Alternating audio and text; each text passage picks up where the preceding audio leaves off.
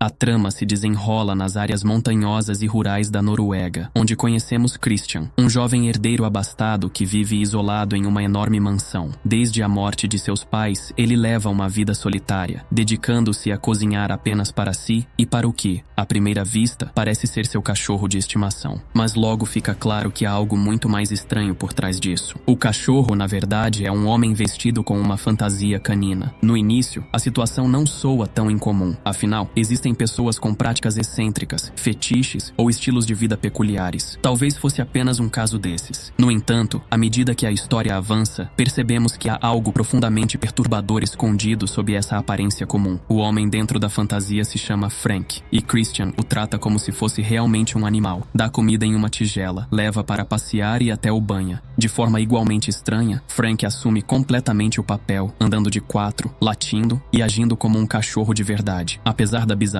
o convívio entre eles parece tranquilo. Christian demonstra carinho e cuidados genuínos, sem qualquer sinal de violência ou dominação. Para ambos, essa convivência inusitada parece algo natural. Nos dias atuais, Christian passa parte do tempo explorando um aplicativo de namoro, onde se interessa pelo perfil de uma mulher chamada Sigrid. Suas fotos chamam a atenção dele, mas sua timidez e retraimento o impedem de enviar uma mensagem. Até que um dia, ele finalmente cria coragem e decide escrever. Para a surpresa de Christian, Sigrid responde já no dia seguinte, e sem rodeios, propõe que se encontrem pessoalmente em vez de ficarem apenas conversando pelo aplicativo. Empolgado com a ideia, ele se arruma com cuidado e chega pontualmente ao restaurante combinado. Logo percebemos que ele é alguém disciplinado, atento à saúde e extremamente pontual. Sigrid, por outro lado, aparece com um pequeno atraso, mas se desculpa de forma simpática. Christian, sempre cortês e paciente, não demonstra incômodo algum. A conversa entre eles flui naturalmente, e ela comenta que prefere conhecer pessoas pessoalmente do que por meio de aplicativos. Durante o jantar, Sigrid dá uma olhada rápida no celular, mas logo se desculpa e tenta retomar o foco na conversa. Ela conta que está cursando um programa de psicologia de 1 ano, já que suas notas anteriores não foram boas o suficiente para algo mais longo. Quando pergunta o que Christian faz, ele admite sem constrangimento que atualmente não trabalha, apenas vive de forma tranquila, aproveitando a liberdade que tem. Apesar de sua riqueza, Christian não ostenta nada. Sua forma simples e direta de falar o torna autêntico e até cativante. Ele ouve com interesse tudo o que Sigrid diz, demonstrando curiosidade genuína sobre sua vida. Ao mesmo tempo, explica que controla rigorosamente sua alimentação, já que passa a maior parte do tempo em casa e precisa manter a saúde em dia. E Christian a elogia sinceramente por isso. Diferente de muitos ricos que olhariam com desdém, ele mostra respeito pelo esforço dela, o que a deixa intrigada. Esse contraste entre sua simplicidade e o mistério que o cerca faz com que Christian pareça, ao mesmo tempo, enigmático e real. Christian confessou que não era muito sociável